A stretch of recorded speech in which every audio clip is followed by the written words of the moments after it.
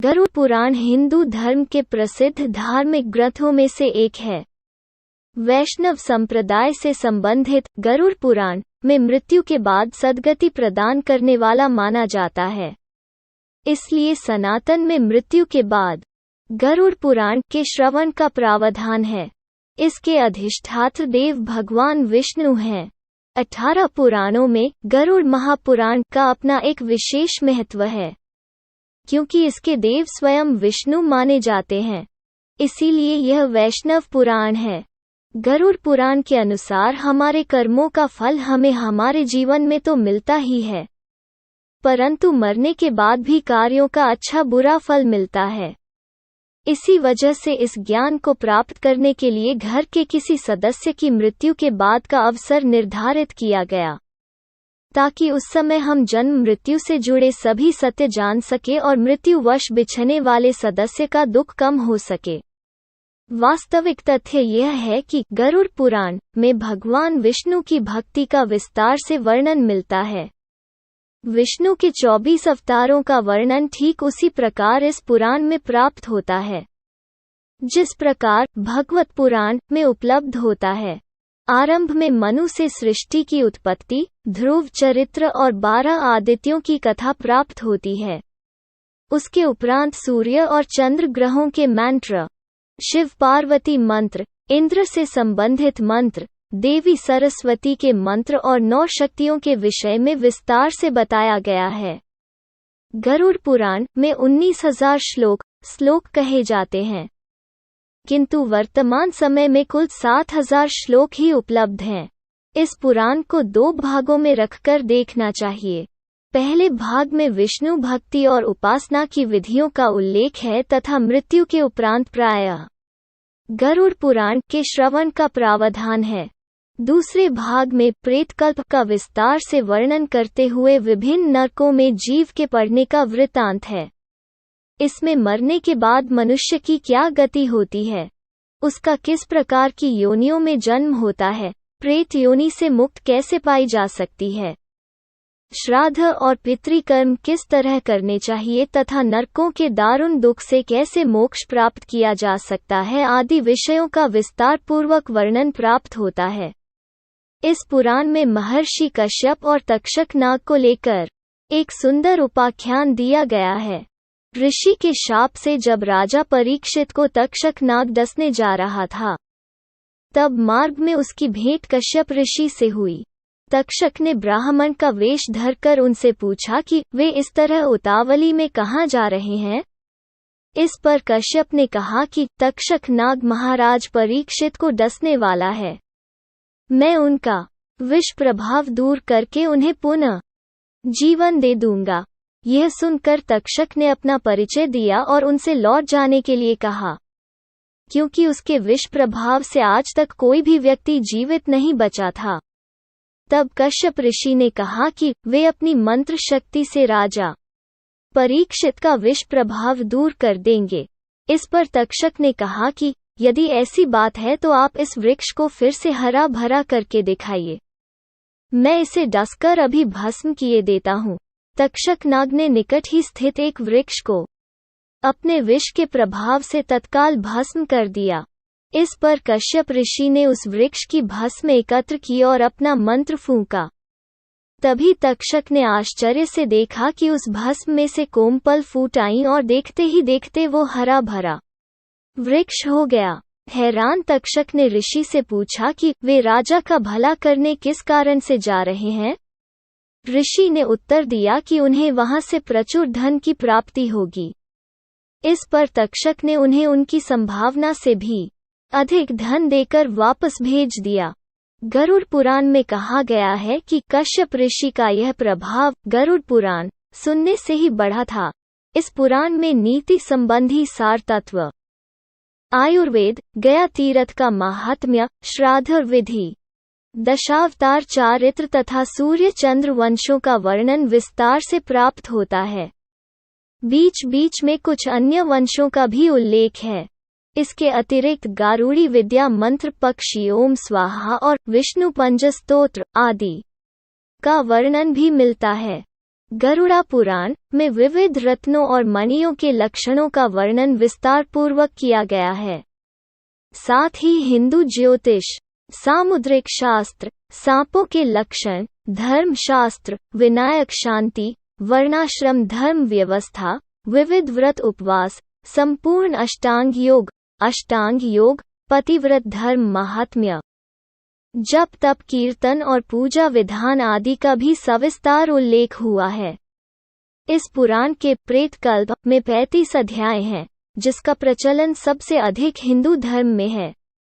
इन 35 अध्यायों में यमलोक, प्रेतलोक और प्रेत योनि क्यों प्राप्त होती है, उसके कारण, दान महिमा, प्रेत योनि से बचने के उपाय, अनुष्ठान और श्राद्ध कर्म आदि का वर्णन विस्तार से किया गया है। ये सारी बातें मृत्यु को प्राप्त व्यक्ति के परिवार वालों पर गहरा प्रभाव डालती हैं।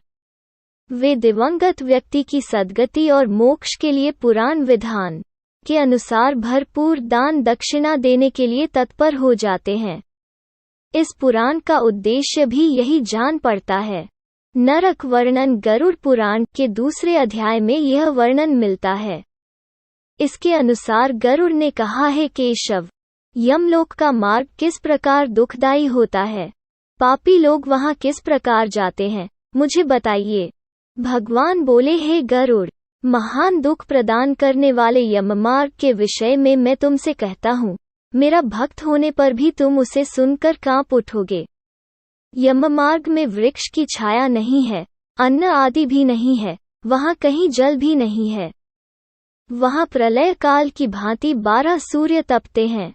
उस मार्ग से जाता हुआ पापी कभी बर्फीली हवा से पीड़ित होता है तो कभी कांटे चुभते हैं, कभी महाविषधर सर्पों द्वारा डसा जाता है, कहीं अग्नि से जलाया जाता है, कहीं सिंहों, व्याघ्रों और भयंकर कुत्तों द्वारा खाया जाता है, कहीं बिच्छुओं द्वारा डसा जाता है। इसके बाद वो भयंकर असिपत्रवन नामक नरक में पहुंचता है, जो 2000 योजन के विस्तार वाला है। यह वन को उल्लुओं, गीधों, सरघों तथा डॉन्सों से व्याप्त है। उसमें चारों ओर दावानी है। वो जीव कहीं अंधे कुएं में गिरता है, कहीं पर्वत से गिरता है, कहीं छुरे की धार पर चलता है, कहीं कीलों के ऊपर चलता है, कहीं घने अंधकार में गिरता है, कहीं उग्र जल में गिरता है, कहीं जोंकों से भरे हुए कीचड़ में गिरता है, कहीं तपी हुई बालुका से व्याप्त और धधकते ताम्रमय मार्ग, कहीं अंगार राशि, कहीं अत्यधिक धुएं से भरे मार्ग पर उसे चलना पड़ता है, कहीं अंगार वृष्टि, कहीं बिजली गिरने, शिल वृष्टि, कहीं रक्त की, कहीं शस्त्र की और कहीं गर्म जल की वृष्टि होती है, कहीं खारे कीचड़ की वृष्टि होती है, कहीं मवाद, रक्त तथा विष्ठा से भरे हुए तालाब हैं। यम मार्ग के बीचों बीच अत्यंत उग्र और घोर वैतरणी नदी बहती है। वो देखने पर दुखदायिनी है। उसकी आवाज भय पैदा करने वाली है। वो 100 योजन चौड़ी और पीप तथा रक्त से भरी है। हड्डियों के समूह से उसके तट बने हैं। यह विशाल घड़ियालों से भरी है। हे गरुड़, आए पापी को देखकर वो नदी ज्वाला और धूम से भरकर कड़ाह में खौलते घी की तरह हो जाती है। यह नदी सुई के समान मुख वाले भयानक कीड़ों से भरी है। वज्र के समान चोंच वाले बड़े बड़े गीध हैं। इसके प्रवाह में गिरे पापी, हे भाई, हा पुत्र, हा तात कहते हुए विलाप करते हैं। भूख प्यास से व्याकुल हो पापी रक्त का पान करते हैं। बहुत से बिच्छू तथा काले सांपों से व्याप्त उस नदी के बीच में गिरे हुए पापियों की रक्षा करने वाला कोई नहीं है। उसके सैकड़ों हजारों भंवरों में पड़कर पापी पाताल में चले जाते हैं। क्षण भर में ही ऊपर चले आते हैं। कुछ पापी पाश में बंधे होते हैं, कुछ अंकुश में फंसाकर खींचे जाते हैं और कुछ को द्वारा खींचे जाते हैं। वे पापी गर्दन हाथ पैरों में जंजीरों से बंधे होते हैं। उनकी पीठ पर लोहे के भार होते हैं। अत्यंत घोर यमदूतों द्वारा मुग्धरों से पीटे जाते हुए रक्त वमन करते हैं तथा वमन किए रक्त को पीते हैं। इस प्रकार 17 दिन तक वायु वेग से चलते हुए 18वें दिन वो प्रेत सौम्यपुर में जाता है।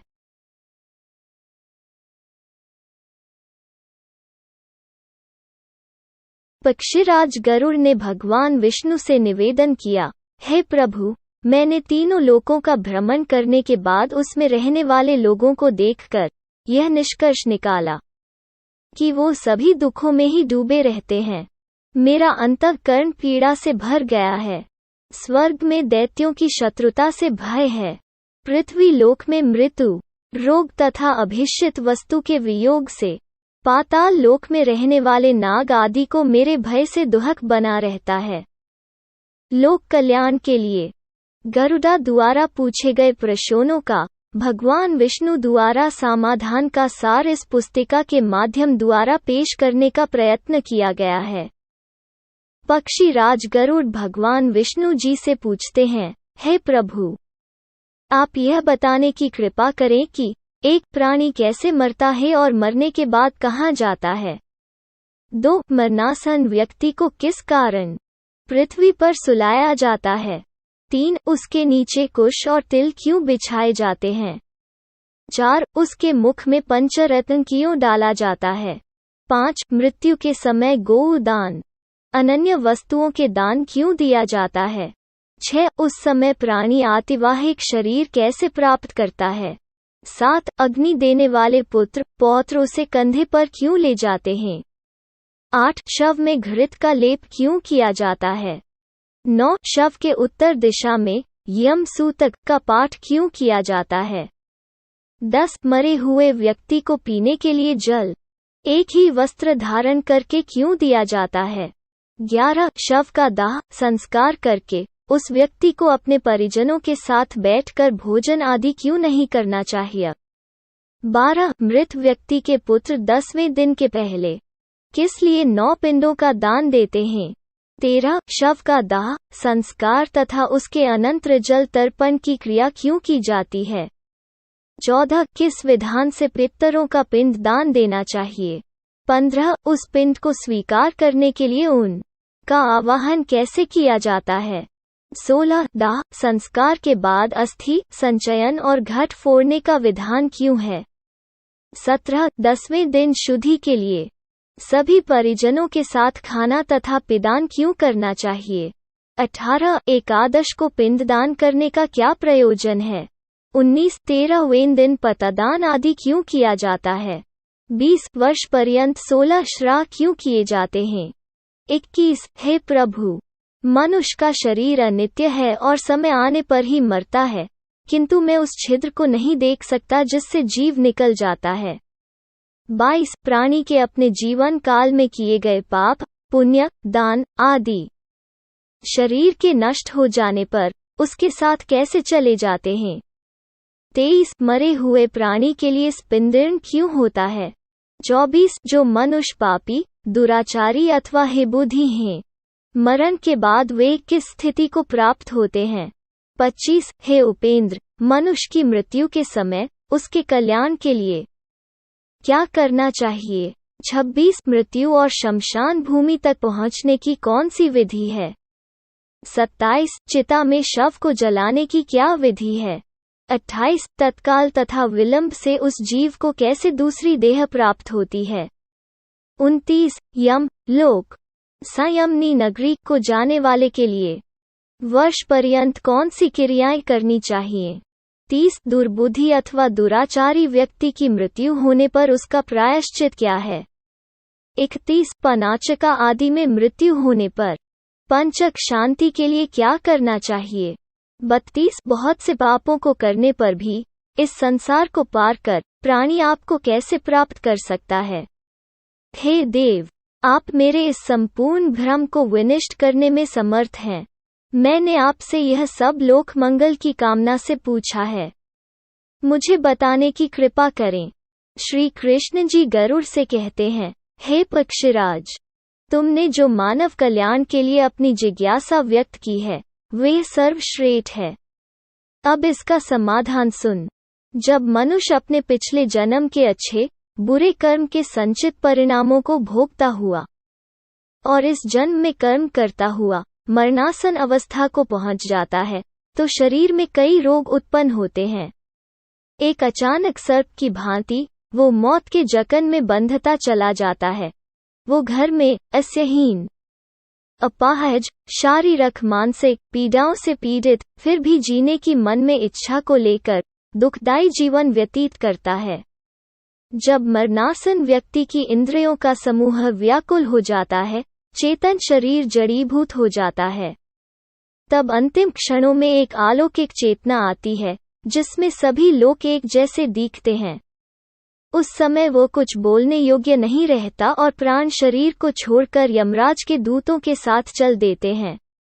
जब प्राण शरीर को छोड़ते हैं तो बहुत कष्टदायी होते हैं और ऐसा दर्द होता है जैसे 100 बिच्छुओं ने डंक मारा हो।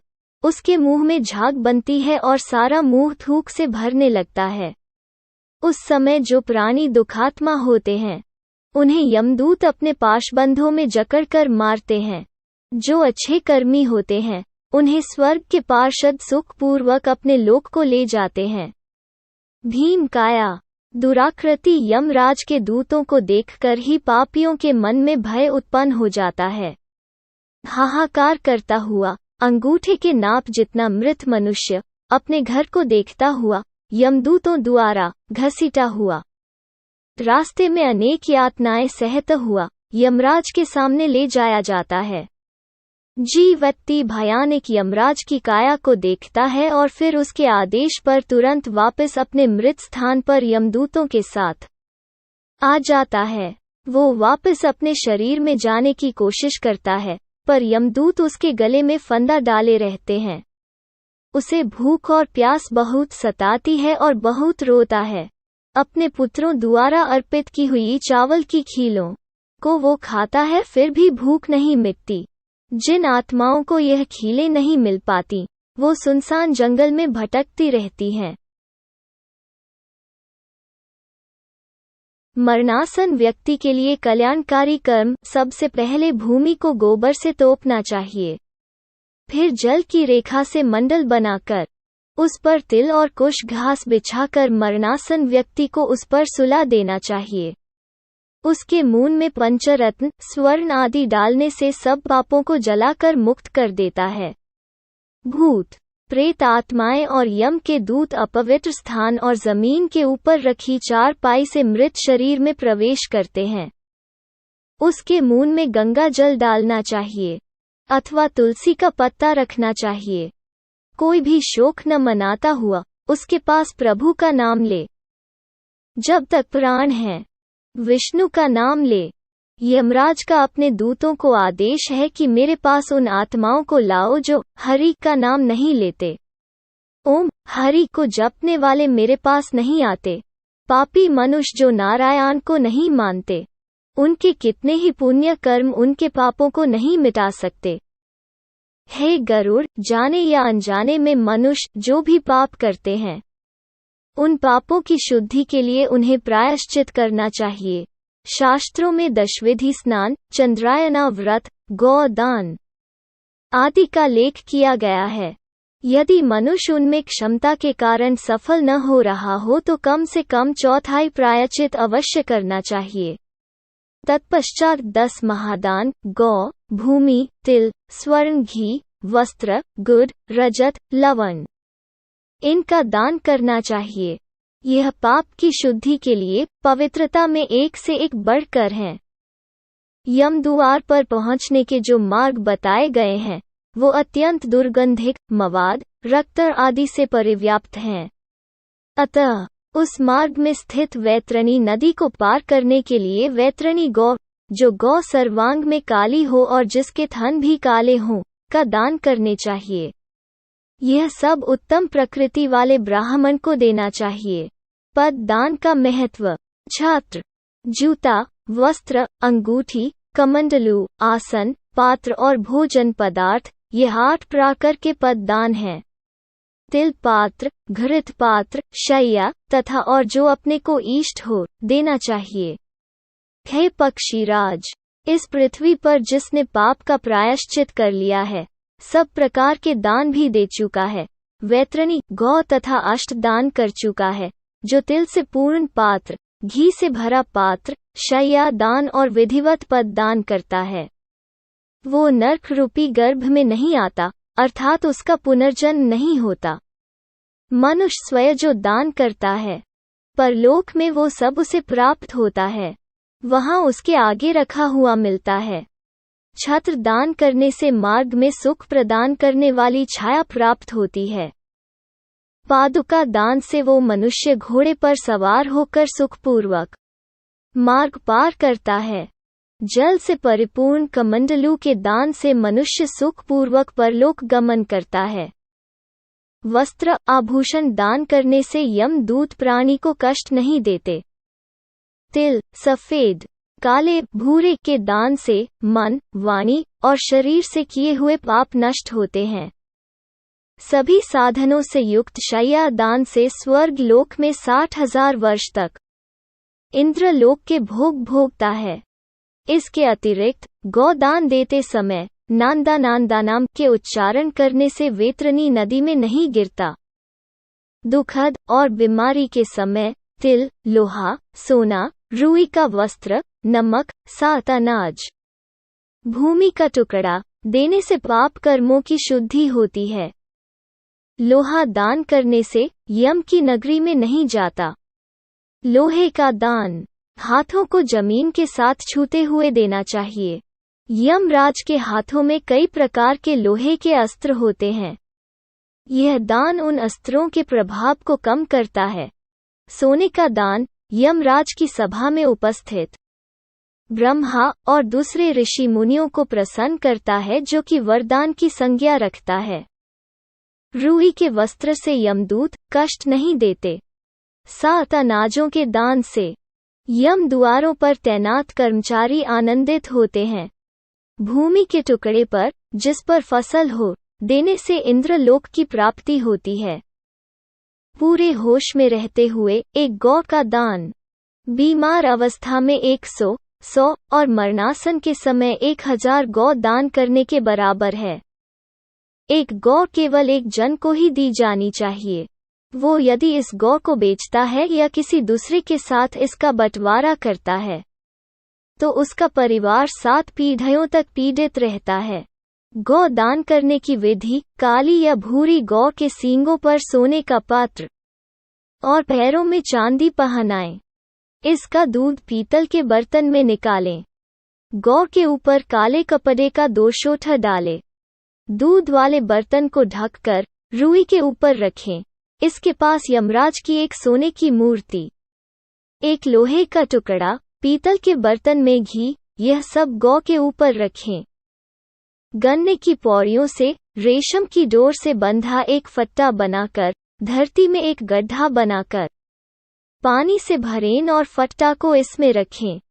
गौ की पूंछ पकड़कर पैर फट्टा पर रखकर ब्राह्मण को दान दक्षिणा नमस्कार करके मंत्र का उच्चारण करते हुए भगवान विष्णु से नम्र प्रार्थना करें कि हे प्रभु, आप सब प्राणियों के दाता, रक्षक और कल्याणकारी हैं।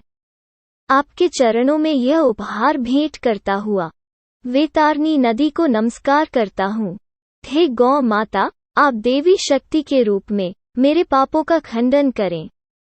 फिर हाथ जोड़े हुए यमराज को गौ की प्रतिमा में देखते हुए इन सब के गिर्द एक चक्कर लगाकर ब्राह्मण को दान में दें।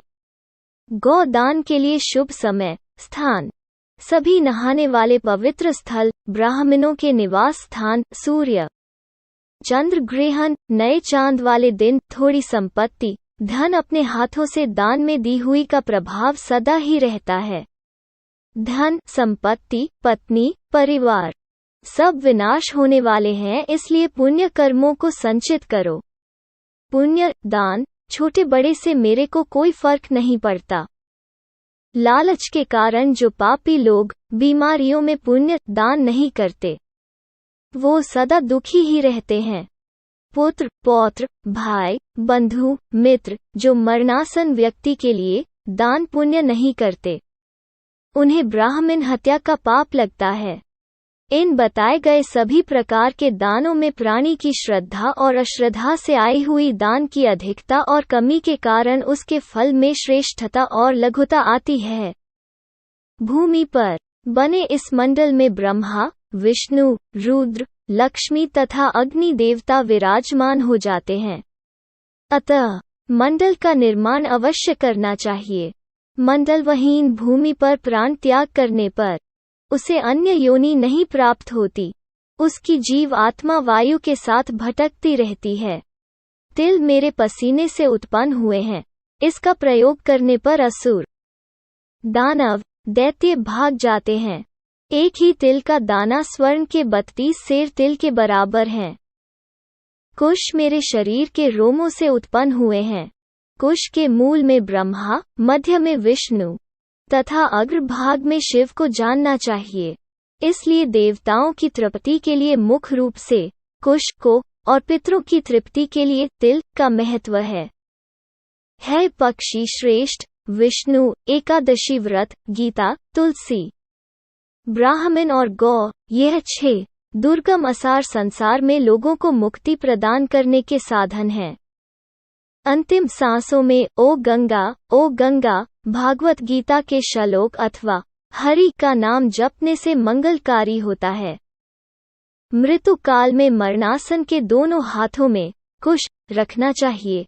इससे प्राणी विष्णु लोक को प्राप्त होता है। लावना रस पितरों को प्रिय होता है अथवा स्वर्ग प्रदान करता है। उसके समीप तुलसी का पेड़, शालग्राम की शिल्ला सभी पापों को नष्ट करती है। भी लाकर रखें। जिस घर में तुलसी स्थल बनाकर तुलसी की पूजा होती है वो एक पवित्र नहाने का स्थान माना जाता है और यम के दूत वहां नहीं आते। इसके बाद यथा विधान सूतकों का पाठ करना चाहिए। ऐसा करने से मृत्यु मुक्तिदायक होती है। शोक न मनाते पुत्र को सर मुंडवाकर नए वस्त्र धारण कर अपने प्रियजनों के साथ लाश को नहलाना चाहिए। इसके बाद मरे हुए व्यक्ति के शरीरगत विभिन्न स्थानों में मुख, नाक के छिद्र, नेत्र, कान, लिंग, ब्रह्मांड पर सोने की शालाखें रखें। उसके शव को 2 वस्त्रों से आच्छादित करके कुमकुम और अक्षत से पूजन करना चाहिए। घर की बहुरानी और दूसरों को लाश की गिर्द चक्कर लगाकर उसे पूजन चाहिए और मरण स्थल पर चावल की खीर लाए अर्पित करना चाहिए। ऐसा करने से धरती माता और दिव्य शक्तियां प्रसन्न होती हैं। पुष्पों की माला से विभूषित करके उसे पुत्र बंधुओं के साथ द्वार से ले जाया जाए। उस समय पुत्र को मरे हुए पिता के शव को कंधे पर रखकर स्वयं ले जाना चाहिए। यदि मनुष्य को मोक्ष न मिलता हो तो पुत्र नरक से उसका उद्धार कर देता है। जो पुत्र लाश को कंधा देता है उसे हर कदम पर अश्वमेघ यज्ञ का फल मिलता है। दाह संस्कार पुत्र और पौत्र यदि विधि पूर्वक अंतिम संस्कार करते हैं तो वो पुश्तैनी कर्ज से मुक्त हो जाते हैं। दाह संस्कार के अंतर्गत 6 पिंड देने की विधि है। पहला पिंड मुख स्थान पर, दूसरा पिंड द्वार पर, तीसरा पिंड चौराहे पर, चौथा पिंड विश्राम स्थान पर, 5वां पिंड चिता पर, छठा पिंड अस्थि संचयन के समय शमशान घाट से आधा रास्ता पर रुककर लाश को स्वच्छ स्थान पर नहलाकर चारों दिशाओं में पूजा करनी चाहिए। तब इसे शमशान भूमि पर सर उत्तर दिशा में करके लेटाना चाहिए। जलने वाली जगह को साफ करके गोबर का लेप करें। इस स्थान पर पहले कोई लाश न जली हो। कुछ मिट्टी बटोरकर उसकी मूर्ति बनाकर पानी से छिककर पूजा करके अग्नि की स्थापना करें। अग्नि की पूजा रंगदार चावलों से करते हुए अग्नि शक्ति को संबोधित करें। लोमान, इस संसार से यह प्राणी चला गया है। इस आत्मा को स्वर्ग प्रदान करें। इसके बाद चिता का निर्माण करें। लाश को उस पर रखें मृतक के हाथों में और चिता पर लाई के दाने रखें। इस प्रकार मृतक को 5 लाई के दाने मिलने से वो घर वालों को परेशान नहीं करता। शमशान भूमि में शूद्रों द्वारा पहुंचाई गई वस्तुओं से वहां किया गया संपूर्ण कर्म निष्फल हो जाता है। किसी कारण वश उपर्युक्त पिंड न दिए जाने पर शव राशों के भक्षण योग्य हो जाता है। दाह कार्य में चंडाल के घर की अग्नि, चिता की अग्नि और पापी के घर की अग्नि का प्रयोग नहीं करना चाहिए। जब चिता में शव का आधा शरीर जल जाए, उसकी खोपड़ी को किसी लकड़ी के डंडे से भंग करके, ताकि वो पितरों की दुनिया में चला जाए, तिल मिश्रित घी अर्पित करे। पुत्र को इस समय भावुक होकर रोना चाहिए, ताकि वो सदा प्रसन्न रहे। जब चिता जलकर समाप्त हो जाए, तो पहले स्त्रियों को, बाद में पुत्रों को नहाकर नीम वृक्ष का एक एक पत्ता खाना चाहिए। घर को जाने के समय इस स्त्रियों को आगे चलना चाहिए। दोबारा घर में स्नान न करने के बाद पुत्र को पहले गौ को खाना देकर पत्ते की प्लेट पर स्वयं खाना चाहिए, किंतु खाना पहले से ही बना नहीं होना चाहिए। मृत्यु वाली स्थान को गोबर से साफ करके एक दीपक जिसका मुख दक्षिण की तरफ रहे, 12 दिन तक उस स्थान पर जलता रहना चाहिए। अग्निदाह पंचक में नहीं करना चाहिए। जो प्राणी पंचक में प्राण त्यागता है, उसकी मुक्ति नहीं होती। दाह संस्कार भी नहीं करना चाहिए, वरना घर में एक और मृत्यु हो सकती है। मास के प्रारंभ में धनिष्ठा नक्षत्र के अर्ध भाग से लेकर रेवती नक्षत्र तक का समय पंचकल कहलाता है। पंचक में दाह संस्कार करना हो तो कुश के मानवकार 4 पुतले बनाकर नक्षत्र मंत्रों से उनको अभिमंत्रित करके शव पर रख दें और उन्हीं पुतलों के साथ दाह संस्कार करें। पुत्रों दुआ पंचक शांति भी करवानी चाहिए। 3 दिन तक चौराहे पर या चिता वाली जमीन पर एक मिट्टी के कच्चे बर्तन में, जो कि 3 लकड़ी की डंडियों से बंधा हो, दूध और पानी से भरा हुआ अर्पण करे। दाह क्रिया के बाद अस्थि संचयन क्रिया करनी चाहिए। इसके बाद दाह क्रिया के समय 6 पिंड तथा दशगत्र के अंतर्गत 10 पिंड दान आदि की प्रक्रिया बताई गई है। चौथे दिन अस्थि संचयन करनी चाहिए। यदि कोई रुकावट न हो तो दूसरे अथवा तीसरे दिन भी कर सकते हैं। शमशान घाट पहुंचकर स्नान न करके गर्म दुशाला लेकर अनाज का दान, चिता वाली जगह पर देवी देवताओं को नमस्कार करके 3 चक्कर काटते हुए या मायात्वा मंत्र का उच्चारण करते हुए दूध का व फिर पानी का छींटे देकर चिता में से अस्थियों को इकट्ठा करो। अस्थियों को पालाशा के पत्तों पर रखकर दूध और पानी से छिड़ककर एक मिट्टी के बर्तन में रखें। श्राद्ध की रस्म पूरी करें। एक तिकोने जमीन के टुकड़े को गोबर से पोतकर उत्तर दिशा की ओर मुख करके 3 लाई तीनों दिशाओं में अर्पण करें। अस्थियां इकट्ठी करने के बाद एक 3 टांगों वाले स्टूल पर बिना मुंह ढके पानी से भरा हुआ एक जार रखें। मृतक के लिए उबला हुआ चावल के साथ दही, घी, पानी और मिठाई अर्पण करें। 15 कदम उत्तर दिशा की ओर चलकर जमीन में एक गड्ढा बनाकर अस्थियों वाला बर्तन उसमें रखें। एक लाई इस पर रखकर जलने के समय जो पीड़ा हुई उसे दूर करती है, बर्तन को किसी वाटर टैंक के पास ले जाएं। अस्थियों को कई बार दूध और पानी से छिककर संदल आदि से लेप कर पूजा करें। पत्ते के डिब्बे में रखकर अपने माथा और हृदय से छूकर गंगा नदी के बीच में छोड़ें। जिनकी अस्थियां पानी में 10 दिन के अंदर डूब जाती हैं, वो आत्मा ब्रह्मलोक से वापस नहीं आती। जितनी देर तक अस्थियां तैरती रहती हैं, वो स्वर्ग लोक में रहता है। अस्थियां विसर्जन के बाद 10 दिन चलने वाली रस्में शुरू होती हैं। अकस्मात मृत्यु कार्यक्रम की सूची किसी अज्ञात जगह पर होने से और शरीर न मिलने पर जिस दिन यह खबर मिले, दरभा घास की प्रतिमा बनाकर उसको जलाएं। इसकी राख इकट्ठी करके गंगा नदी में विसर्जन करें। उस दिन से 10 दिन की रस्में पूरी करें। यदि महिला बच्चा होने से पहले मर जाए तो बच्चे को पेट से निकालकर जमीन पर रख दें और केवल महिला को चिता दें। 27 मास तक के बच्चे को मिट्टी में दबाएं। यदि इसकी मृत्यु गंगा किनारे होती है तो इसे गंगा में बहा दें। इनसे बड़े बच्चों को चिता देनी चाहिए और अस्थियां गंगा में बहा दें। बच्चों को खाना और एक एक बर्तन पानी का दें। पेट में बच्चा मरने से कोई रस्म नहीं। शिशु के मरण पर दूध का दान। बच्चे के मरण पर दूध का बर्तन, मिठाई, खाने की वस्तुएं दें। मलिन चौदशी के बाद मध्यम चौदशी श्राद्ध, विष्णु और 5 देव श्राद्ध एकादश को किए जाते हैं।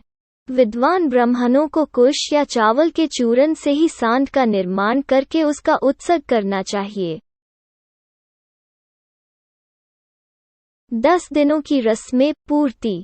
यदि पुत्र न हो तो कौन कर सकता है? आंसू न बहाते हुए, क्योंकि पृथक आत्मा को वो सब कड़वे आंसू जो परिजनों की आंखों से गिरते हैं, पीने पड़ते हैं। पुत्र को अपने पिता के प्रति लायक की फुल्लियन अर्पण करनी चाहिए।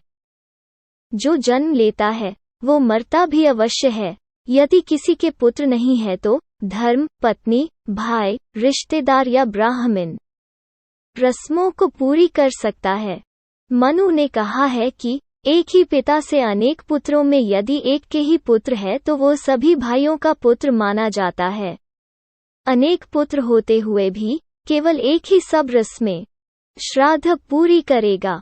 इन दिनों की रस्मों में किसी मंत्र का उच्चारण नहीं करना चाहिए। 10 दिनों की रस्में पुत्र को ही करनी चाहिए। यदि सबसे बड़ा पुत्र का मरण हो जाता है तो पिता जो अभी जीवित है मोहविवश रस्म को पूरी नहीं कर सकता।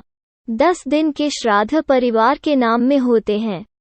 यदि पिता की संपत्ति का बंटवारा हो चुका है तो 10 दिन की रस्में श्राद्ध एक ही पुत्र द्वारा होंगी, परंतु वार्षिक श्राद्ध सब भाई अलग अलग करेंगे। पुत्र श्रद्धा पूर्वक 10 दिनों की रस्मों की पूर्ति में एक समय भोजन, जमीन पर सोना और शुद्ध आचरण रखेगा।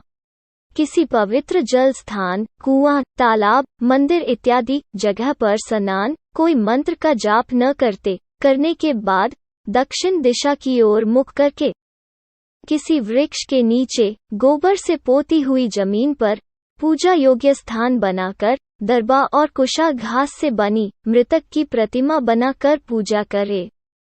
इसके आगे कुशा घास बिछाकर लाई ढालकर चावल का पक्का खाना, धूप, फूल, फल आदि अर्पण करे।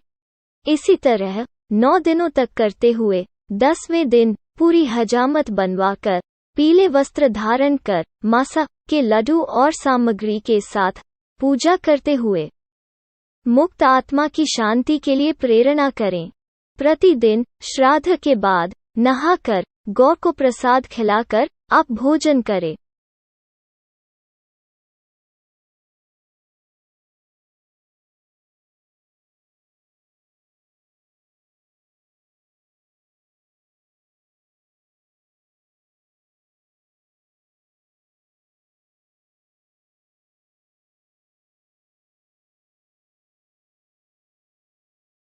ग्यारहवें दिन की रस्में।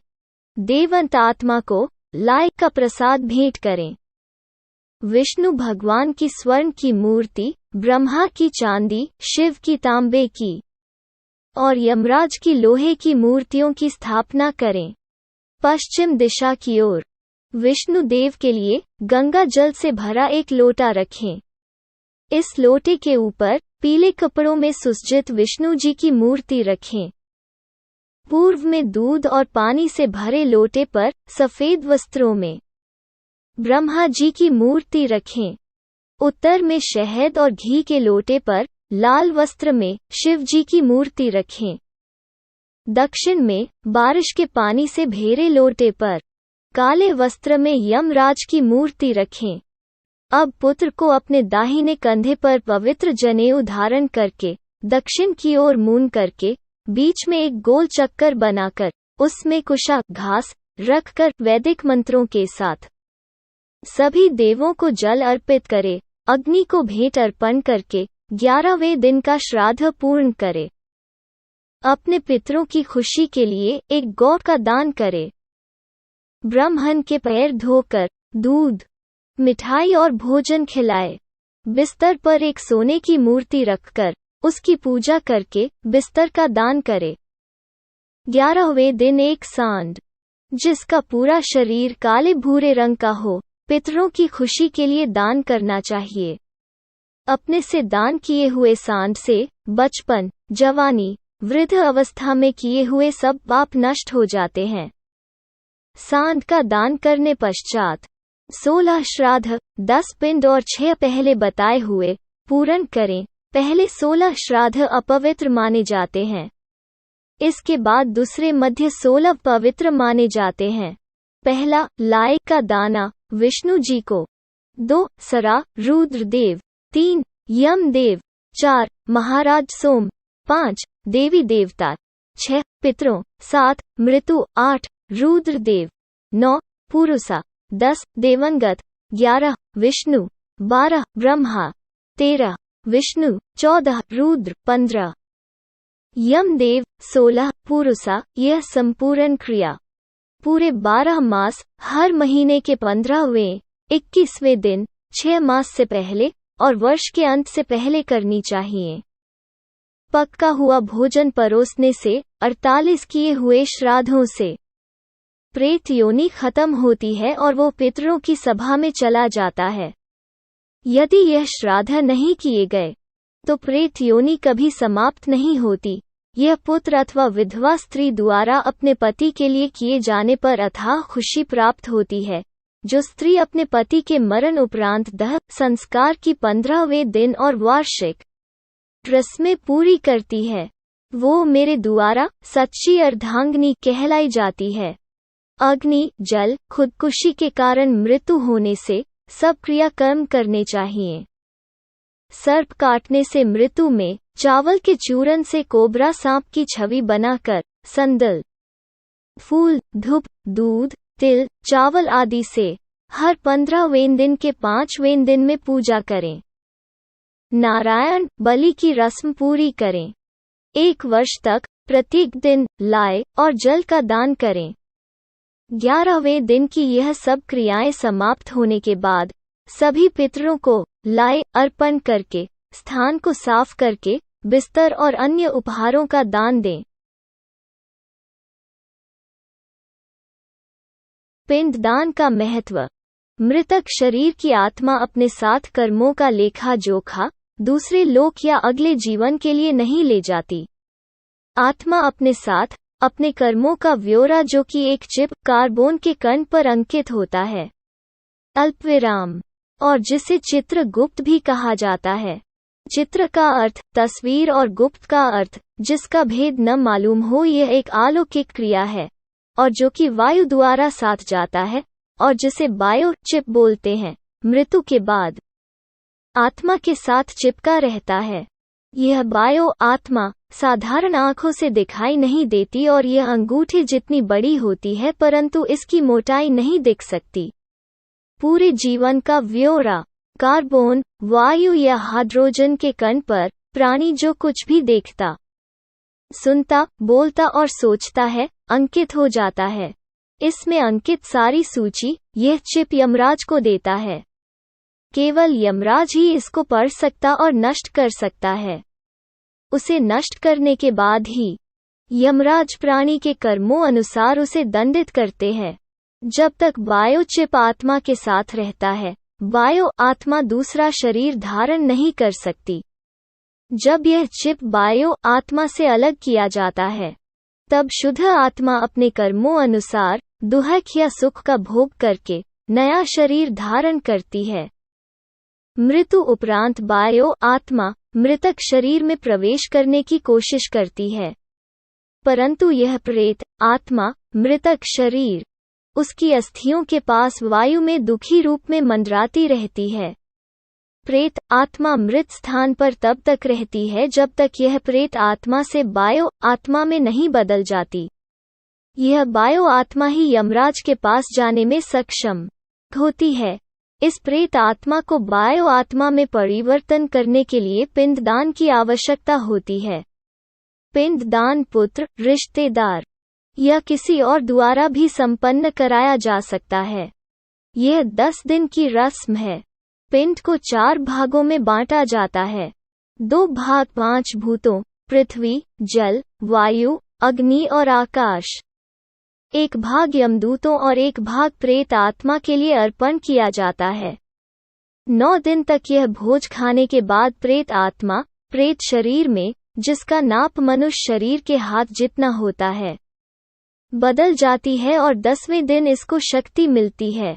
इस शक्ति के साथ यह यमराज तक के रास्ते पर चलने को तैयार हो जाती है। इस रास्ते को मृत्यु सड़क भी कहा जाता है। पिंड दान में दी हुई लाइट से प्रथम दिन, सर दूसरे दिन, गर्दन, कंधे तीसरे दिन, हृदय चौथे दिन, पीठ 5वें दिन, धूनी 6वें दिन, कुल्हे गुप्त अंग 7वें दिन, जांघ 8वें दिन, घुटने 9वें दिन, पैर 10वें दिन, भूख प्यास यह निर्वाचित प्रेत शरीर भूख प्यास से दुखी 11वें 12वें दिन भोजन करता है। 13वें दिन प्रेत शरीर यमदूतों के पाशबुद्धों में जकड़ा एक बंदी बंदर की तरह मृत्यु सड़क पर घसीटता हुआ चलता है। यम नगरी की दूरी 86,000 योजन 1 योजन 15 की मी लगभग है और एक दिन रात में 247 योजन चलना पड़ता है। 16 पौर रास्ते में अनेक प्रकार की यातनाएं, दुर्लभ रास्ते, भयानक पीड़ाएं 11 महीनों तक सहते हुए यमराज का राज्य शुरू होता है।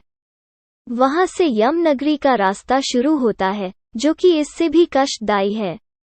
टिप्पणी: कई विद्वानों का मत है कि यह प्रेत आत्मा वायु की सहायता से चलती है और हम यह समझ सकते हैं कि जो वायु प्रेत आत्मा को लेकर चलती है उसे कई प्रकार के वातावरण जैसे बदबू, नदी, पहाड़, ठंड, गर्मी, जानवर आदि के पास से निकलना पड़ता है।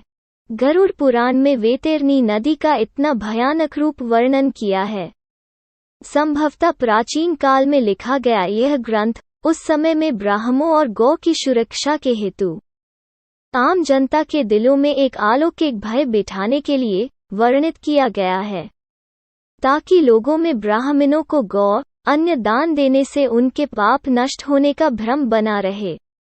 आप इस दार्शनिक विचार को कैसे लेते हैं, आप पर निर्भर करता है। मृतक शरीर छोड़ने के 17 दिन बाद 18वें दिन प्रेत शरीर पहली नगरी में विश्राम के लिए रुकता है और पुत्र द्वारा दिया हुआ भोजन ग्रहण करता है।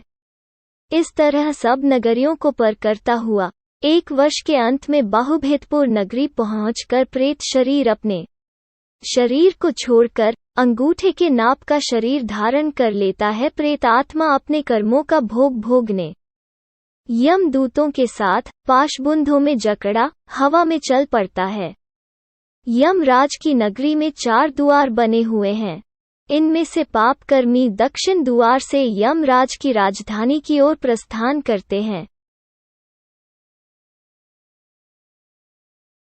यमराज की राजधानी का वर्णन 44 योजन बहुभिति शहर से दूर यमराज की महान नगरी पड़ती है। सभी आत्माएं धर्म दरवाजे पर खड़े पहरेदार को अपनी आगमन सूचना देती हैं। चित्रगुप्त अपने चमचमाते आसन पर विराजमान होते हैं। सब कुछ मालूम होते हुए भी वो सरावंश यह ब्रह्मपुत्र हैं जो पूरे विश्व में चक्कर लगाते रहते हैं और दूर से ही मनुष्य चाहे किसी भी संसार में हो उसके सारे कर्मों का ब्यौरा सूची तैयार करते रहते हैं। इनकी पत्नियां श्रावणिस मनुष्य की इच्छाओं और कल्पनाओं की सूची तैयार करती हैं। इस तरह मनुष्य के सब अच्छे बुरे कर्मों की सूची तैयार होती है और यह जानकारी चित्रगुप्त के पास जाती है। टिप्पणी: प्राचीन काल में बायोचिप का ज्ञान न होने के कारण ऐसा उल्लेख करके मनुष्य को एक भ्रम में रखा गया है। अब हम यह कह सकते हैं कि बायोचिप सूक्ष्म आत्मा के साथ जुड़ी रहती है और जिसमें से पूरी जानकारी लेने के लिए केवल यमराज ही सक्षम है। उस जानकारी के आधार पर पुनर्जन्म होता है। जिन आत्माओं के अच्छे कर्म होते हैं उन्हें स्वर्ग की ओर भेजा जाता है। चित्रगुप्त द्वारा सूचित की हुई पाप आत्माओं को यमराज अपना भयानक रूप बहुत बड़े भेंसे पर विराजमान 32 हाथों में जो कि 3 योजन लंबे हैं, उनमें हथियार धारण किए हुए और कुओं की भांति लाल आंखें, एक लंबा नाक दर्शाते हुए अपने दूतों को उन्हें नरक में ले जाने को कहते हैं। 21 महान भयानक नरकों में उनको यातनाएं दी जाती हैं। इस तरह अनेक यातनाएं सहन कर मनुष्य शुद्ध आत्मा के साथ फिर दूसरा जन्म लेता है। इस नगरी के बीचों बीच अल्पविराम यमराज का चमचमाता भव्य भवन स्थित है। यह 200 योजन लंबा और 50 योजन ऊंचा है। इसके अंदर अलौकिक सभा कक्ष है। वहां पर उपस्थित सभी अपनी ही रोशनी से जगमगाते हैं। इस भवन में पहुंचने के लिए 4 द्वार हैं। भव्य आसन के ऊपर छत्र के नीचे एक बड़े ताज से सुशोभित यमराज विराजमान होते हैं। उनकी हाजिरी में हाथ में फंदा लिए मृत्यु चित्रगुप्त कर्मों का प्रसंग करने के लिए तथा अनेक कर्मचारी आज्ञा का पालन करने के लिए उपस्थित रहते हैं। पाप कर्मी जो दक्षिण द्वार से जाते हैं वो इस भवन को नहीं देख सकते। पूर्वी द्वार साधु महात्मा देवी देवताओं को पूजने वाले जो यात्रियों को छाया की व्यवस्था प्रदान करवाते हैं, क्रोध और लालच से वंचित माता पिता की सेवा करने वाले, गौ तिल धरती का टुकड़ा आदि का दान, धार्मिक ग्रंथों का मनन अथवा सुनना, शुद्ध वृत्ति वालों की आत्माएं इस भवन में प्रवेश कर पाती हैं। उत्तर द्वार पीले संदल के वृक्षों से महकता हुआ यह रास्ता वेदों के ज्ञाता, मेहमानों का आदर सत्कार, देवी दुर्गा को पूजने वाले, शुभ कार्य करते हुए गति प्राप्त करना, बनारस में मृत्यु योग विद्या ग्रहण करते गति पाना, दुर्घटनावश पवित्र जल में डूब जाना, दान पुण्य करने वाले इस रास्ते से सभा भवन में प्रवेश करते हैं।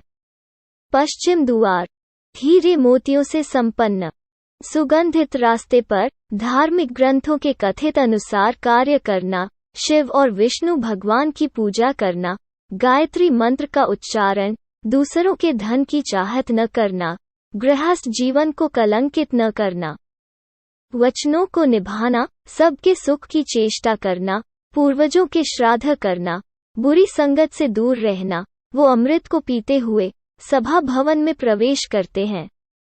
यमराज इन सभी को आते देखकर अपने आसन से खड़े होकर सबका अभिनंदन करते हुए सबका स्वागत करते हुए कहते हैं कि आप सब नेक आत्माओं ने अपने सत्य कर्मों से यह देवलोक प्राप्त किया है। जिनको दुर्लभ मिलने वाला मनुष्य शरीर मिला फिर भी सत्य कर्म नहीं किए, वो नरक की भयानक आग में जलते रहेंगे। अब आप सब आत्माएं ब्रह्मलोक को प्रस्थान कीजिए। यमराज के मधुर वचन सुनकर सब उनको नमस्कार कर बाहर प्रतीक्षा कर रहे अनेकों विमानों पर अपने कर्मों के अनुसार सवार होकर ब्रह्मलोक को प्रस्थान करते हैं। वहां कुछ युग बिताने के बाद स्वर्ग के भोग भोगते हुए फिर से अच्छे परिवारों में जन्म लेते हैं। धन संपत्ति से युक्त धार्मिक ग्रंथों के ज्ञाता लोक कल्याण करते हुए अपने सत्य कर्मों के आधार पर अलौकिक सभा भवन में प्रवेश करते हैं। पापी आत्माओं का दुखदायी जन्म भगवान विष्णु बताते हैं किस तरह स्त्री पुरुष के मिलन से मनुष्य का जन्म होता है। पेशाब का 3 दिन के अंदर पाप आत्मा का शरीर बनना शुरू हो जाता है। 1 रात में मांस का टुकड़ा, 5 रात में गोल, 10वें दिन वृक्ष के फल जैसा। 1 महीने में सिर, दूसरे महीने में हाथ और दूसरे हिस्से, तीसरे महीने में बाल, नाखून, हड्डी, लिंग, चौथे महीने तल पदार्थ, 5 महीने भूख प्यास, 6 महीने बच्चा दानी के बाईं ओर चला जाता है। जिस्म के बाकी हिस्सों का बनना माता के खान पान पर निर्भर है। अपनी पीठ और शरीर के बीच में सिर दबा होने से यह अपने हाथ पैर हिला नहीं सकता। इस समय अलौकिक शक्ति से पिछले जन्मों में किए हुए कर्म याद आते हैं। 7वें महीने के आरंभ से उसे चेतना आनी शुरू होती है और वो गर्भशाठा में हिलना शुरू करता है। ईश्वर से विनती करता है, यदि मुझे यहाँ से बाहर निकालोगे तो मैं सदा आपके चरणों में पड़ा रहूंगा, लेकिन यदि मेरे पाप कर्मों से मुझे सदा दुख भोगने पड़ेंगे तो मैं कभी बाहर नहीं आना चाहता। गर्भाशय में 10 महीने से पड़े हुए उसकी पीड़ाओं को देखते हुए कृपालु भगवान उसको बाहर निकालकर उसका जन्म करवाते हैं। सिर नीचे जबरदस्ती बाहर निकाला हुआ पीड़ित अपनी समस्त यादों को खोकर नए वातावरण को देखकर शिशु के रूप में घबरा कर रोता है। बचपन के दुखों को झेलता हुआ जवानी में अपनी इंद्रियों के वश बुरी आदतों में फंसा दुर्लभता से मिले मनुष्य जीवन को यूं ही बर्बाद करके वृद्ध अवस्था में बीमारियों से घिरा मृत्यु के पश्चात फिर नरक लोक में जाता है। इस तरह बुरे कर्मों के जाल में फंसा मेरी प्रकृति से पापी कभी मुक्त नहीं होता। का विवरण, जो नरक में ले जाते हैं, जो बुरे कर्म करने से आनंदित होते हैं, जो शुभ कर्म करते हैं, वो यमराज के कक्ष में दक्षिण द्वार को छोड़कर बाकी 3 द्वारों से प्रवेश करते हैं। वेतारनी नदी दक्षिण द्वार से प्रवेश पर ही आती है। ब्राह्मणों के कातिल, नशीले पदार्थों का सेवन, अजन्मे बच्चे को मारना, लोगों की हत्या, चोरी, विश्वासघात, अपनी खुशी की चाहत दूसरों से घृणा करना, अपने को बहुत अक्लमंद समझना और इन प्रकार के अनेक कर्मों द्वारा किए गए पाप कर्म। जिन्होंने गोदान नहीं किया, दाह संस्कार की रस्में नहीं करी, झूठी गवाही, विधवाओं के साथ शारीरिक संबंध, स्त्री जो पति के साथ विश्वासघात करती है, जानवरों को सताना, पेड़ों को काटना, सामाजिक रीतियों का उल्लंघन,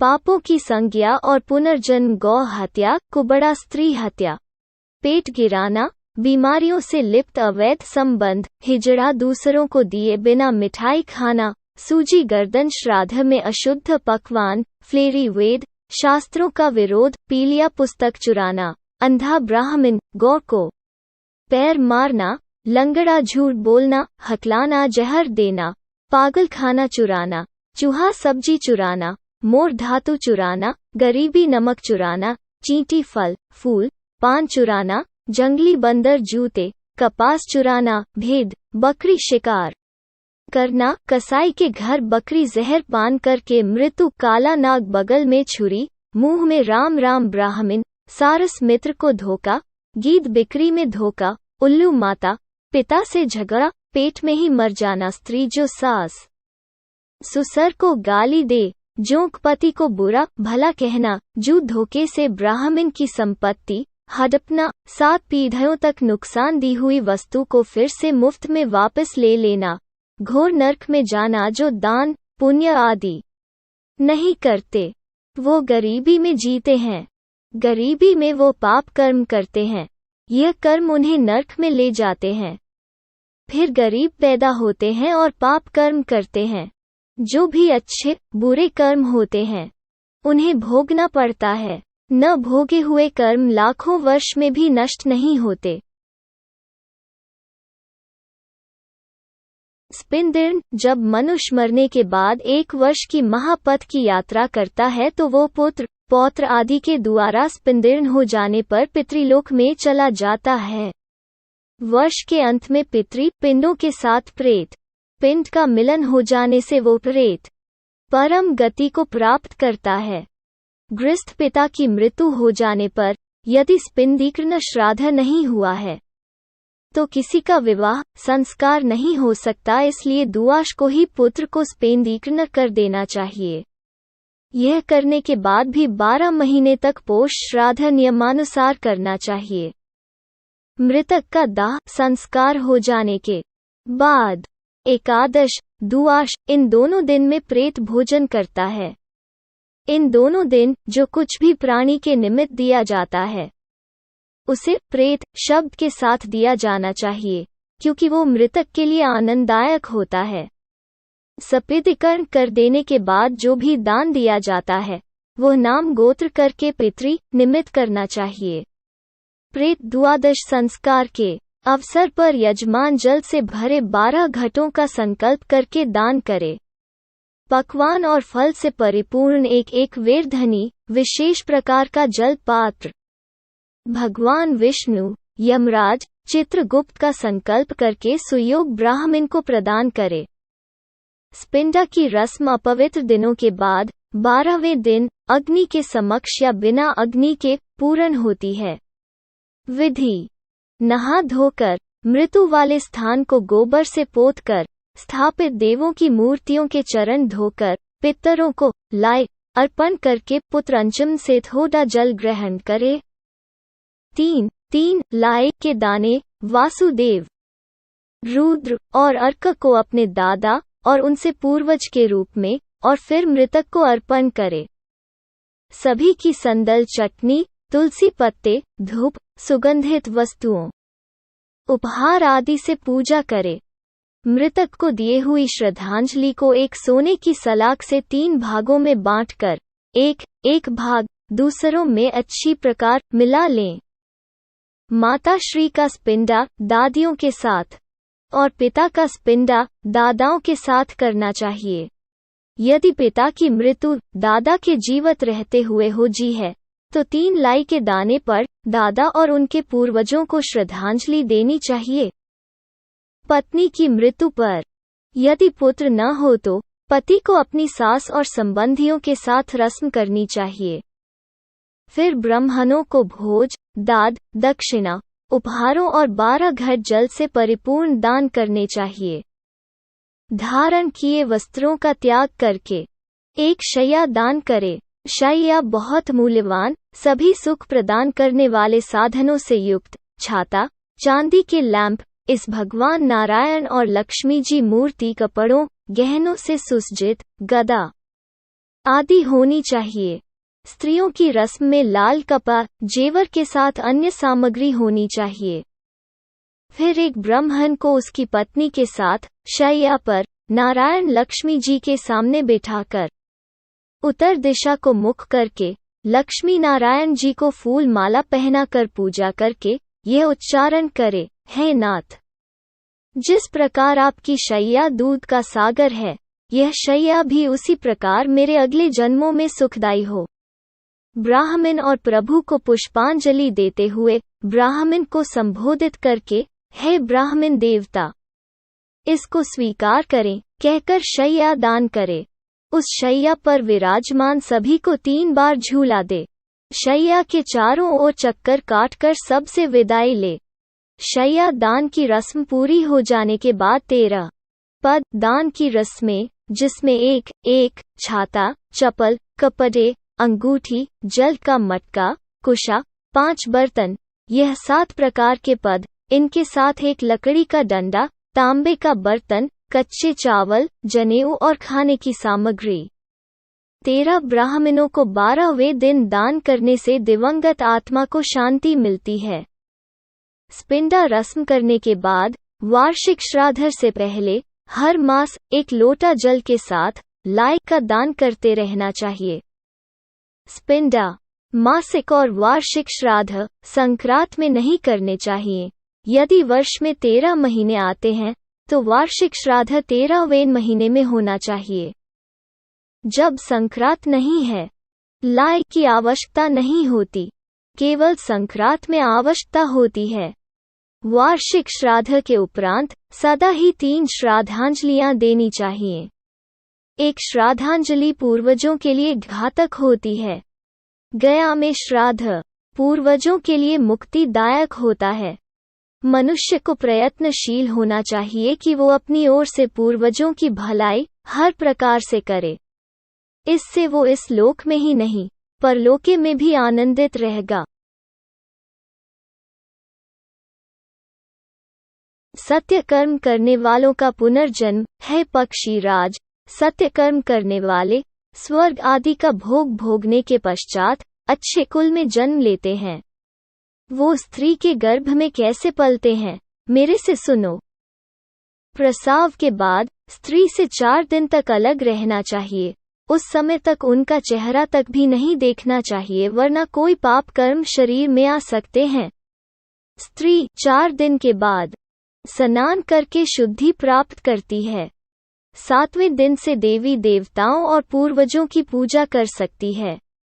7 दिनों तक गर्भाशय अपवित्र रहती है। 8वें दिन पुत्र का योग होता है। 14वें दिन पुत्र का योग होने से पराक्रमी पुत्र का जन्म होता है। इस दिन का योग पापी मनुष्यों को प्राप्त नहीं होता। प्रेत का रूप और उसका निवारण। गरुड़ जी भगवान विष्णु जी से पूछते हैं कि जो मनुष्य जाने अनजाने में पाप कर्म कर बैठते हैं, वो यमदूतों की यातनाओं से कैसे बच सकते हैं? प्रेतों के रूप किन कर्मों द्वारा बनते हैं? किस शुभ दान से प्रेत योनि छूट जाती है? श्री हरि कहते हैं कि पाप कर्मियों को और जिनके पुत्र नहीं होता, दोनों अवस्था में बचना बहुत कठिन है। मनुष्य को पुत्र प्राप्ति के लिए हरिवासा का पाठ, साता चांदी या रुद्र भगवान की पूजा करनी चाहिए। फिर भी दिवंगत आत्माएं स्वर्ग लोक तक जाती हैं यदि उनका संस्कार पुत्र न होने की अवस्था में कोई दूसरे मनुष्य द्वारा विधि पूर्वक किया जाए। जो पूर्व जन्म संचित कर्म के अधीन रहकर पाप कर्म में अनुरक्त रहते हैं, अपने धर्म को त्याग कर दूसरे धर्म को स्वीकार करता है, विद्या और सदाचार से वंचित है, वो प्रेत योनि में जन्म लेते हैं। जीव अपने कर्मों अनुसार दूसरे शरीर को प्राप्त करके यम लोक में नाना प्रकार के कष्ट भोगता है। यम लोक के मार्ग में 16 पुर पड़ते हैं। संसार में धर्म, अर्थ, काम और मोक्ष, यह 4 मार्ग हैं। धर्म मार्ग पर उत्तम प्रकृति वाले प्राणी चलते हैं। अर्थ अर्थात धन धान्य का दान करने वाले प्राणी विमान से परलोक जाते हैं। काम जो प्राणी अभिलक्षित याचक की इच्छा को संतुष्ट करते हैं, वो कंधे पर सवार होकर प्रस्थान करते हैं। मोक्ष जो प्राणी मोक्ष की आकांक्षा रखते हैं, वो हंस युक्त विमान से परलोक को जाते हैं। राजा बब्रुहाना की कथा। त्रेता युग में बब्रुहाना नाम के एक बहुत पराक्रमी, तेजस्वी, लोकप्रिय राजा थे। उनके राज में पूर्ण संपन्नता थी। ब्राह्मणों का आदर सत्कार, रीति रिवाज वो पूरी श्रद्धा के साथ करते थे। एक दिन वो अपने मंत्रियों के साथ जंगल में शिकार खेलने गए। एक हिरन पर वार किया। घायल मृग तीर के साथ जंगल के भीतर भागा। राजा भी उसके खून के निशान के पीछे पीछे सुनसान जंगल में जाकर खो गया। भूख और प्यास से परेशान राजा एक झील के पास पहुंचा। झील में स्नान कर ठंडा पानी पीकर जब वो बाहर आया तो उसने एक खूबसूरत अंजीर का पेड़ देखा। अंजीर के पेड़ की छाया में वो बैठ गया। कुछ ही क्षणों में उसने एक भयानक प्रेत आत्मा को देखा जो भूख और प्यास से व्याकुल थी। वो प्रेत आत्मा राजा के सामने आकर बोली, हे राजन, आपकी कृपा से आज मुझे इस दुर्गति से छुटकारा मिला है। मैं आपका आभारी हूँ। राजा के उसकी दुर्गति का कारण पूछने पर प्रेत ने कहा कि वह भी एक देश का राजा था। ब्राह्मणों की सेवा, दान, पुण्य नियमित रूप से करता था। पूर्वजों के श्राद्ध भी समय पर निपुण होते थे। परंतु यह सब व्यर्थ हो गया क्योंकि उसके कोई संतान नहीं थी, कोई मित्र, कोई संबंधी जो मेरे मरण उपरांत मेरी अंत्येष्टि विधि पूर्वक करता, जिसके कारण मेरी यह दुर्गति हुई। यदि मासिक 16 श्राद्ध पूर्ण नहीं होते तो 100 वार्षिक श्राद्ध करने पर भी मेरी गति नहीं हो सकती। राजा ने आश्वासन दिया कि वो उसकी परम गति के लिए वो सब प्रयास करेगा जो वो करने को कहेगा। प्रेत ने यह सब विधि कही। विष्णु पूजा। 2 शुद्ध सोने के टुकड़ों से जो धन छल कपट से न कमाया गया हो, श्री नारायण की मूर्ति बनवाकर पवित्र जल से धुलाकर पीले वस्त्र गहनों से सज्जाकर पवित्र स्थान पर रखकर, इनके पूर्व में श्रीधर दक्षिण में, मधुसूदन पश्चिम में, वामन देव उत्तर में, गदाधारी इनके बीच में पितामह और माहेश्वर, इन सब की रीति अनुसार पूजा करें। एक सांड को छोड़ने का भी प्रयोजन है। एक शैया, 13 ब्राह्मणों को पद दान और एक सोने से बना मटका दूध और घी से भरा हुआ ब्रह्मा, विष्णु, महेश को पूजने के पश्चात अर्पित किया हुआ ब्रह्मन को दान में दिया जाता है। जंगल में से अपने मंत्रियों के साथ बाहर निकलकर राजा के द्वारा की गई रस्मों श्राद्धों से उस प्रेत आत्मा को सद्गति प्राप्त हुई। एक अनजान व्यक्ति द्वारा पूर्ण की हुई श्राद्धों की रस्मों से यदि प्रेत आत्मा को गति मिल सकती है तो पुत्र द्वारा संपन्न किए जा पर कितना लाभ हो सकता है। जो भी इस पवित्र कथा को सुनता है या दूसरों को सुनाता है कभी भी प्रेत योनि में नहीं जाता। गरुड़ भगवान जी से पुनर्जन्म के बारे में पूछते हैं। पाप करने पर भी परमात्मा की प्राप्ति कैसे होती है? भगवान ने कहा, हे गरुड़, मृत्यु के पश्चात तुरंत और विलंब दोनों प्रकार से दूसरे शरीर में प्राणी प्रविष्ट होता है। जो ज्योति स्वरूप जीव आत्मा विद्यमान रहता है वो मृत्यु के बाद प्रेत आत्मा शरीर धारण कर लेता है और दशगत्र के जो पिंड दान दिए जाते हैं उससे पिंड शरीर बनता है। इस पिंड शरीर से प्रेत शरीर एकाकार हो जाता है। कोई कोई जीव आत्मा पिंड शरीर विलंब से प्राप्त करता है क्योंकि मृत्यु के बाद वो कर्मों अनुसार यम लोक में जाता है। चित्रगुप्त की आज्ञा से वो वहां के नरक भोगता है। वहां की यातनाओं को झेलने के पश्चात उसे पशु, पक्षी, कीट आदि की योनि प्राप्त होती है। प्राणी जिस शरीर को ग्रहण करता है उसी शरीर में मोहवश ममता हो जाती है। शुभ कर्मों के फल भोगकर वो मुक्त हो जाता है। गरुड़ भगवान जी से जिज्ञासा करते हैं कि बहुत से पापों को करने पर भी इस संसार को पार कर प्राणी आपको कैसे प्राप्त कर सकता है? हे पक्षीराज, मनुष्य अपने अपने कर्म में रहकर समसिद्धि प्राप्त कर लेता है। सत्य कर्म शब्दादि विषयों का त्याग कर राग द्वेष को छोड़कर यथा प्राप्त भोजन से संतुष्ट मन, वाणी, शरीर संयमित, काम, क्रोध, लोभ, अहंकार और परिग्रह का परित्याग करके निर्भय होकर शांत हो जाता है। वो ब्रह्म स्वरूप हो जाता है। शरीर में 8 छिद्र हैं। सत्य कर्म करने वाली पुण्य आत्माओं के प्राण उनके शरीर के ऊर्ध्व छिद्रों से निकलकर परलोक जाते हैं। शब्द, स्पर्श, रूप, रस और गंध, यह 5 विषयों के अधीन रहने वाले पुरुष सदा ही दुखी रहते हैं। प्राणी का धन वैभव घर में ही छूट जाता है। मित्र और बंधु शमशान में ही छूट जाते हैं। शरीर को अग्नि ले लेता है। पप पुण्य ही उस जीव आत्मा के साथ जाते हैं। मनुष्य अपनी योनि में जो भी दान पुण्य करता है वो सभी जिस जिस योनि में व्यक्ति जाता है वहाँ यह दान भी उपस्थित रहते हैं। देवता कभी काष्ठ और पत्थर की शिला में नहीं रहते, वो तो प्राणी के भाव में विराजमान रहते हैं। इसलिए सद्भाव से युक्त भक्ति का आचरण करना चाहिए। इस पृथ्वी पर दान, दम और दया, यह 3 सत्य तत्व हैं।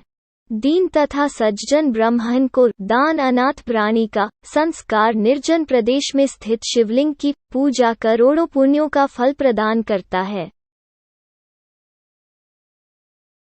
मुक्ति पाने के उपचार गरुड़ जी भगवान श्री विष्णु जी से पूछते हैं, हे मुक्ति प्रदान करने वाले सर्वश्रेष्ठ, इस संसार में करोड़ों जीव दिन प्रतिदिन जन्मते और मरते हैं। इसका कोई अंत नहीं है। इस संसार में सभी दुखी ही नजर आते हैं, सुखी कोई भी नहीं। किन उपायों से यह जीव मुक्ति प्राप्त कर सकते हैं, आप बताने की कृपया करें।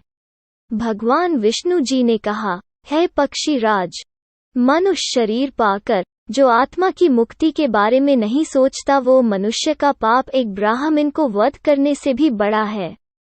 मनुष्य शरीर के बिना कोई भी प्राणी इस शरीर के महत्व को नहीं जान सकता। इसलिए इस शरीर को सुरक्षित रखकर सत्य कर्म करने अनिवार्य है। धन, मकान, अच्छे बुरे कर्म दोबारा से मिल सकते हैं, परंतु मनुष्य शरीर नहीं। इस शरीर की सुरक्षा अपने कर्तव्य के लिए, कर्तव्य ज्ञान के लिए और ज्ञान योग अभ्यास के लिए आवश्यक है। यह एक मुक्ति का साधन है। मूर्ख पुरुष के घर में जब आग लग जाती है तो वो कुआं खोदना शुरू करता है। यह संसार दुखों की पिटारी है। जब तक मनुष्य मोह माया के चक्कर में बंधा रहता है, सदा दुखी ही रहेगा। खाना पीना सोना वासनाओं की तृप्ति से सभी प्राणी लिप्त हैं। केवल मनुष्य के पास ही विवेक है। जो विवेक से काम नहीं करता वो जानवर है। इसलिए जब तक मनुष्य का आपस में मोह है, मुक्ति नहीं है। मोह करना ही है तो भगवान से मोह करो, जो आपके सब कष्टों को हरने वाला है। भगवान से मोह करने के लिए मन और आँखों की शुद्धता आवश्यक है। काम क्रोध लोभ अहंकार यह मनुष्य के पतन के पात्र हैं। वेद शास्त्र के पठन से मुक्ति नहीं मिलती जब तक उनका ज्ञान अपने अज्ञान को मिटने में सक्षम नहीं होता। मेरा और मेरा नहीं, यह दो पद हैं। मेरा में बंधन है और मेरा नहीं में मुक्ति है। इसलिए जो मुक्ति के इच्छुक हैं वो सब बंधनों को तोड़कर सत्य के साथ नाता जोड़ें। सत्य ही प्रेम है, प्रेम ही ईश्वर है। जो कर्म जीवात्मा को बंधन में नहीं ले जाते वही सत्य कर्म है। निर्वाण अथवा ब्रह्म की प्राप्ति के लिए मनुष्य जब अपने जीवन के अंतिम चरण में पहुंचता है तो अपनी संसारी इच्छा शक्ति से अलग होकर मन में यह दृढ़ विचार करे, मैं ब्रह्म हूँ, या ओम मंत्र का ध्यान करे। इससे उसके मन की शुद्धि होती है और आध्यात्मिक तेज आता है। जो अपना घर बार छोड़कर अंतिम सांस छोड़ने के अभिप्राय से अयोध्या आवंतिका मथुरा काशी गया कांची द्वारिका यह 7 पवित्र स्थानों पर किसी एक पर प्राण त्यागता है, उसे मोक्ष की प्राप्ति होती है। सत्य असत्य को जानने वाले ज्ञानी सत्यकर्मी धार्मिक वृत्ति कर्तव्य को पालने वाले और मुझ में श्रद्धा रखने वाले सदा मुझे प्रिय लगते हैं। हे पक्षीराज, मैंने सभी सिद्धांत भली प्रकार से आपको कहे, और कुछ जानने की इच्छा हो तो कहो। प्रभु के मुख से यह वचन सुनकर और अपने प्रश्नों के उत्तरों से प्रसन्न गरुड़ ने जगदीश्वर को प्रणाम किया और कहा, प्रभु, आपने अपने मधुर वचनों से मेरा बहुत बड़ा संदेह दूर कर दिया। मेरे मन की मलिनता दूर हो गई। इतना कहकर उन्होंने भगवान विष्णु जी से विदा ली और केशव मुनि के आश्रम में चले गए। श्री हरि, जिनका नाम लेने मात्र से सभी दुखों और श्रापों से मुक्ति मिलती है, ऐसे दयालु भगवान की अपने श्रद्धालु भगतों पर सदा कृपा दृष्टि बनी रहे। ओम नमो नारायण।